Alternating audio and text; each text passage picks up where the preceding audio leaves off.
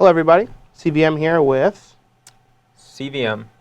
BBD, and I'm playing the mono red deck that Philip won the Open in majestic Worcester, New Jersey this weekend. We've been there. New Yes, Jersey? we have. It's actually Massachusetts. Oh, it is in Massachusetts? Yeah. It's all the same to me. Yeah, it's just a godforsaken northeastern state. No one cares about those. So. Beautiful roads. Yeah. If you haven't driven on them, you should give it a shot. But we're playing the mono red deck, and I'm really excited for this deck. It was the most unique of the 4 mono red decks. I actually wrote about it this week, so feel free to check out the article if you would like. But I'm super excited about Fanatic of Mogus. This was like the defining card of the deck that made it stand apart from the other red decks. And I really, really like how the Fanatic plays with like all the devotion cards, Burning Emissary, as if it needed more help to be a good card. Now it gets it. The traditional mono red decks from before played Hellrider. We don't have Hellrider anymore, but Fanatic kind of fills that role. So Hellrider would allow you to pressure your opponent immensely the turn that it comes into play with all the triggers from your attacking creatures. Fanatic does the same thing. So it doesn't have a hasted body, but you can expect to do anywhere from like 2 to 6 damage when it comes into play, which is about the same rate that you could expect from a Hellrider. Right, yeah. Both of those cards are actually like frighteningly similar in that they are better the more creatures you have. Yes. And they both are exactly the same cost, so same place on the curve. So exactly. So like Fanatic, you can expect on average I would guess from 2 to 6 damage from it, and at least behind a 4/2 body, which plays very well with like Firefish Striker and your burn spells to to remove the blockers. Plus he can attack through like Loxodon Smiter and cards like that, which I think is really awesome. Yeah, I agree. I think that card's like a pretty awesome addition to the deck, and I was like waiting to see from this weekend like what version of Mono Red did well. Was it like Fanatic of Mogus? Was it Perforos? Was it Chandra? Like I was wondering like what's like the 4-drop going to be. Mm-hmm. So I not too surprised actually to see this card, because I think it's very good. Definitely, it's one of the cards that's been on my radar.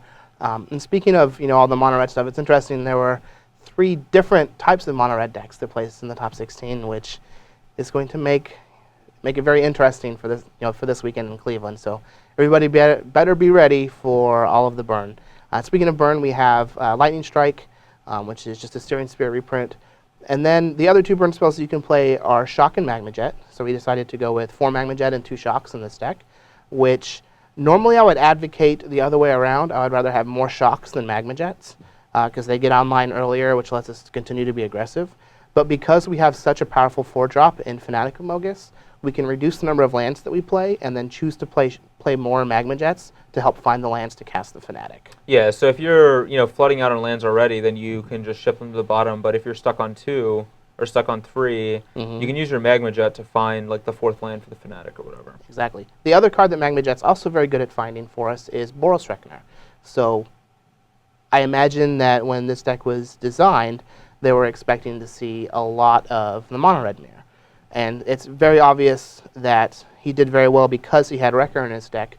The other 3 red decks that were in the top 16 had just some number of Reckoners in their sideboard, whereas he has the full 4 in his main deck. And Jet helps us find the card and find the lands to cast it, which is just a huge beating against the other mono red decks. Yeah, I mean, Reckoner's just the best card against them, so anything that puts it into play or finds it for you. Yep. Now we do only have 1 1-drop, which is a little surprising. So we have Rakdos Cackler. Now we have other 1-drops available like Fire Drinker Satyr, Legion Loyalist, Foundry Street Denizen, but he just decided to go with the 1 Rakdos the 1 4-drop with Rakdos Cackler, which makes the deck a little bit slower, but the rest of the cards are just extremely powerful in their own right, so I think that kind of makes up for it. Yeah, I agree. Like I actually kind of like the fact that it's a little slower and a little less all-in, and kind of what you were saying before about being better in the red mirror. Mm-hmm. Usually in like the red mirror, whichever deck is bigger is better, because both players have tons of burn spells to kill each other's creatures. So whoever just plays the creatures that like are bigger than the burn spells or like still do something even if they die is usually the person who's going to win the game. And like with Boros Reckoner and Chandra's Phoenix and stuff like that, like. And less of like the like little 1-drop guys that are just gonna die. Like he just has a better game plan there. Yeah, like in the red mirror, I honestly can't see how you lose if you go Reckoner into Fanatic of Mogus. Like you don't even have to cast any other creatures. Just those 2 creatures alone. Take 4. I've got a 3/3 you can't attack through and a 4/2 that's gonna pressure you. It just seems really awesome. Yeah. We do have Burning Tree Emissary, yet again, everybody's favorite card. I know BBD loves it very much. I'm hoping to play a lot of them in succession. But with the Burning Tree Emissary, we do have a Gore House Chainwalker that we can cast off of it. Firefist Striker, which is quickly becoming like one of the best cards in the deck. Like, we don't have Thragtusk to try and attack through anymore. We only have, just like a random blocker here and there, which just even better for this deck. Like, having to do 25 points of damage was a lot. Now we only have to do like 18 or 16 because people are playing a billion Shocklands in their deck. Firefist Striker is just, very, very good letting us get through that damage. Yeah, I definitely agree with that. Like, it was one of the best cards in block, and it was even one of the better cards in standard last season. And it just, like, a lot of people are going to be playing cards like this. So having a way to not just get wrecked by that card is pretty key. Definitely.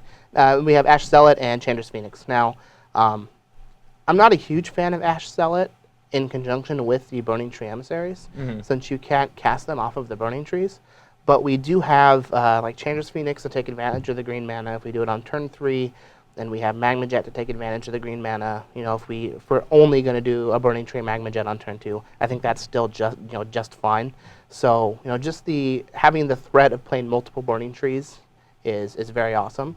And also, like, on turn 4, you could just go like Burning Tree Fanatic and do like 4 or 5 points of damage, which I'm very looking forward to. Right, like a lot of times you'll look at the deck and say, like, well, Gorehouse, Chainwalker, and Firefist Striker are the only things you can cast off a Burning Tree, so Burning Tree needs to go. But, like, Burning Tree doesn't have to be your turn 2 play. Like, if you have an Ash Cell, you can just play that turn 2, and then on turn 3 you can chain, like, Burning Tree into Chandra's Phoenix, like you mentioned, or, like, into any of the burn spells or anything like that. Yeah, just like Ash Zealot into Burning Tree, Chandra's Phoenix. It's a pretty big Fanatic Mogus that's coming the next turn. Yeah, it is. Now, we've got all these mountains, a mountain of mountains, if you will. We actually opted to not play any Mutavaults, and I can attribute that to the Boros Reckoners and Ash Zealots being in the deck, which I think is fine. Mutavault makes Firefist Striker, in my opinion, a lot better. It does, yeah. However, when you go that route, you want to be playing more than 4 1-drops, so you can go 1-drop into Striker with a Mutavault, into attack, turn it on, play another 1-drop. But since we don't have the extra 1-drops to try and play along with it, I think it's actually fine not having Mutavaults. That way we can always cast our Reckoner on 3 when we have it, and that's just going to be more important in the mirror. Yeah, I agree with that. And I actually do have one question about the mana base. What was your decision-making process in choosing that basic to use? Well, this Odyssey basic is actually my favorite.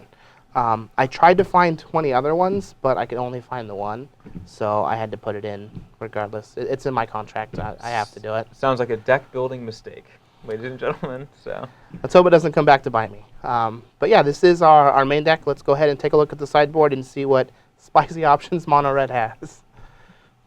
All right, here is the sideboard for my... Well, I thought I was going to call it just a Mono Red deck, but technically, since I have Frostburn Weird for blue, Burning Tree Emissary for green, Boros Reckoner for white, and Rakdos Cackler for black, this is actually a 5-color red deck running 21 mountains. That's actually pretty unique. And I like the fact that you can side into like Chandra's and Hammer, Perforos. Like 5-color control is back. So 5cc, baby. Yep. So we do have the Frostburn Weirds in the sideboard. We are very ready for the mirror match. Unfortunately, we're not playing the mirror match today, but with Reckoners in the main and Weirds in the sideboard, it's going to be pretty tough to lose against the other red decks. I can imagine that's why the deck did so well. Yeah, I agree. We do have the 2 Chandras. Again, awesome card, one of the best cards in the format. Definitely want to be playing it. We can't really afford to play it in the main with the Fanatics, but I think it needs to be in the 75 somewhere. Burning Earth was a very powerful card in the last format with all of the core set buddy lands, if you'd like to call them that. I think they're still pretty good now with the temples, but it definitely has lost its stock as most decks, even the 3-color like control decks, are still playing like between 3 and 5 basics. So I'm not sure how excited I am about this card, but it's definitely worth trying out. Yeah, like I think it's probably a card you still want. I don't know if you want 4, but you probably still want some number because there are still a lot of 3-color decks running around. For sure. We do have 4 Mizium Mortars. It kills Lockstone Smiter very, very well. It also kills a lot of the creatures in the mirror match, particularly Fire Drinker Satyr. So I'm very happy that this deck isn't playing Fire Drinker Satyr. I still like the card. I still think it's a good card. But you definitely want to be siding out your Jackal Pups in the Mono Red Mirror. That's, that's old news. But for those of you that still leave it in, it will get mortars and you will take 4 damage. That's a lot. That is a lot of damage. And then we have a Singleton and Hammer Perforos, which I think is awesome. I want to try a deck with Hammer in the main along with Fanatic. Like, it powers up your Fanatic, gives it haste, so it's actually a Hell Rider. And then against the control decks, you can just start pumping out 3/3s. It's just a very good card. Yeah, I like Hammer a lot too. One thing is I kind of feel like the deck should have like one, maybe even two more lands on the sideboard.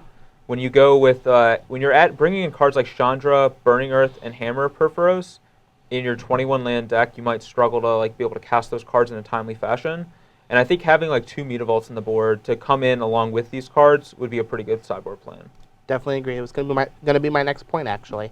I would definitely cut like two of the Burning Earths, or even one Burning Earth and one Mortars, and play like two Mutavaults on the board. That would just make the deck a lot better, in my opinion. But obviously, it did well. It won the tournament, so I made it okay. Just got the trophy. Yeah. So this is the sideboard. I'm definitely excited to try out my 5-color aggressive red deck, and hopefully we draw all of the Burning Tree Emissaries and can beat up on BBD. Hopefully, I don't cry too hard. Just a little bit.